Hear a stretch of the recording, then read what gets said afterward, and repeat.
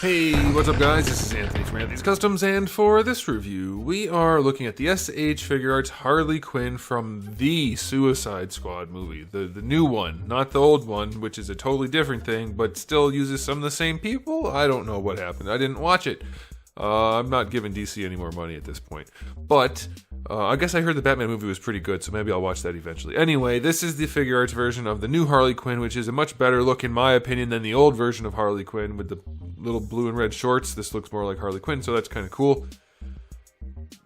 There's some really problematic things with this figure. I don't mean problematic in the new, like, mainstream media sort of way. I mean problematic in that it has some problems. But thanks to Bluefin for sending this to me for review. I'm gonna review it like I review anything else, even though they sent it to me. If that means they don't send me anything else, there's nothing I can do about that. But I can't not do my job, so that's what I'm gonna do. So let's go ahead and get it off the stand and take a closer look. This figure stands just about 15.5 centimeters, including the goggles, which makes her pretty close to, let's just say 6 inches. It's pretty darn close to that. I do have the camera a little bit darker than normal so that I can not wash out her face completely, so hopefully that works, and hopefully we can see enough of the black parts on her body. We'll see how that goes. Now, before we get started, let's do a quick question of the day. Did you see the second Suicide Squad movie, and did you like it? Or did you like it more than the first, at least? You can let me know how you feel about either of those things down there. Okay, so let's talk about the aesthetic on this thing. I'll say, first off, the paint job is clean. Where there is paint, it is very clean. You can see the diamond pattern there, the zippers, they all look very nice. The buckles, everything in there looks good. Even the collar thingy looks really good. The zipper on her jacket. The face details look good. That's nice. Two things stand out to me. One, the hair looks weird because it's so glossy and plasticky and funky looking. I don't care for that at all. And the other thing is that the skin tone is very yellow as opposed to like human skin with white on top of it or mixed into it or whatever. That's the way she looks in the movies mostly. Her skin tone is almost indistinguishable from her hair, and it doesn't look right. It looks pretty weird.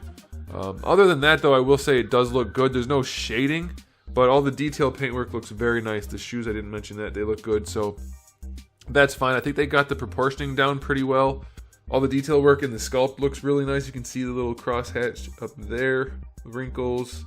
Yeah, lots of good work. Back here it's painted really nicely. Like, it's good. There's a lot of good going on here in that regard. So aesthetically, I'm going to give it an 8 out of 10. If the skin tone was better, I would be perfectly happy. Like, yeah, the hair looks a little weird and poorly painted, but it looks good. Overall, it's a good likeness, I think. I'm pretty pleased. Now, as far as accessories go, this is where we have a huge problem, and I have a feeling it's DC's fault. But regardless, this is the situation we find ourselves in. She has 2 fist hands, 3 different gripping hands, 2 different gripping trigger finger hands, and then 2 relaxed hands. And no accessories for her. Like, yeah, we have an alternate head, we'll get to that, but I mean like accessories for the character. No weapons, no guns, no knives, no bats, no mallets, no nothing, with 3, technically 5 gripping hands. There's nothing else in the package other than the alternate head. So let's talk about that. It looks good enough. The mouth looks a little weird, and the tampography is a little questionable if you get too close, but if you stay back, it looks pretty good. So the head's fine enough, and the hands themselves are fine, but no accessories. That's just absurd. 5 out of 10, because most of the hands are worthless, and all we get is the head. For a Figuarts figure, that just doesn't make sense. Whether it's DC or not, it's still the figure we have, so can't say I like that. Let's talk about the articulation. The head, I'm happy to say, is on a double ball peg. It's almost like the more I complain about it, the more figures get it. I don't know if it's actually because of me complaining, but it sure seems to be a heck of a coincidence, and I'm going to keep complaining until every figure has it, because it is by far the best way to do a neck. So we have a double ball peg here, single ball peg at the bottom part of the neck, and it does allow you to move the head around so much more naturally and look good and have better range and better nuance. Like, you cannot do that pose on a hinge and a peg. It just doesn't work. This is so much better. Very, very nice. Shoulders have some kind of hinge in there that allows it to have a butterfly joint. Doesn't have a ton of range actually going forward, but you do get some, and it's not totally hideous. It's a little weird looking, but that's the nature of butterfly joints. So that's cool. And then you get your standard hinge. You can get the arm up better than horizontal. Of course, you have your full rotation. A little bit of an angle there at the top, so don't care for that. And we do have a ball peg, obviously, that can pop off if you twist it against the angle, which is reasonable. So no fault there. That's fine. The joint's not loose or anything. You don't... I mean, technically there's a bicep swivel in there, but not a whole lot. You get a way better than 90-degree bend in the single jointed elbow, and then you're going to get some swivel out of that.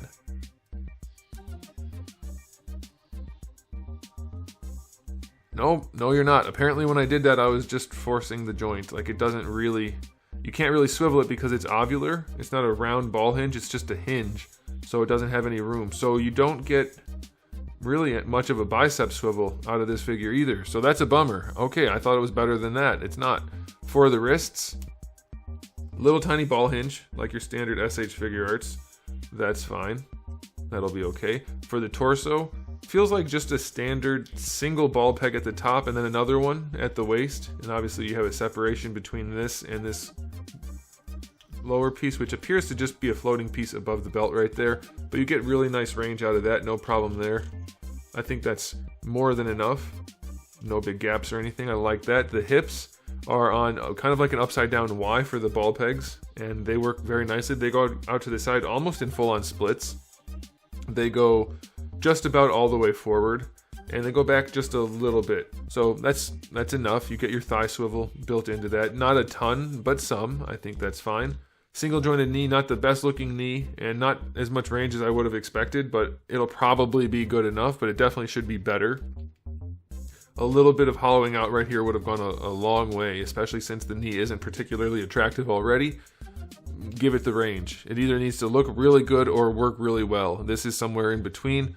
That's going to be fine for some people, but for me, it doesn't look anywhere near good enough to warrant just better than 90 degrees. For the ankle, you get your ball hinge, which has relatively limited range forward and back. It'll do, but it's not great. And then you do get rotation out of that for an ankle rocker. That's fine. And you get a toe hinge, which seems to be probably okay. So yeah, it's nothing particularly impressive other than the torso working really well, the head being on a double ball peg. The rest of it is, you know, it's fine. It's not great. It's not bad. I would be totally okay with this figure if it wasn't for the lack of accessories.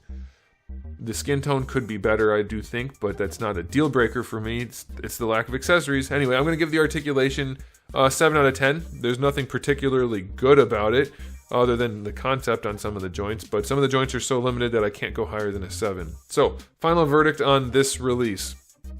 The lack of accessories makes it it's a non-starter for me. Having a bunch of hands that are absolutely worthless unless you already have accessories, you can't do that. You can't rely on other companies or other figures to provide accessories for this figure. Therefore, she basically has 2 fist hands, 2 relaxed hands, and a head. I don't think that's enough. So I'm going to give it a final verdict of 6 out of 10. It still looks good mostly. It still functions well mostly, but too many problems, and then the lack of accessories. No bueno. So there it is, guys. Let me know how you feel about the whole situation. Again, I think it's probably DC and their silly rules, but that's what we have to work with. So I don't blame Bandai. I blame DC if I'm right. If I'm not, then who knows? But that's the way it goes. So there it is, guys. Thanks for watching. If you enjoyed the video, please do give it a thumbs up. If you didn't, give it a thumbs down. And if you haven't subscribed, you might want to. I have new videos almost every single day and thousands already on the channel. So make sure you come back for all of that. And in the meantime, keep collecting.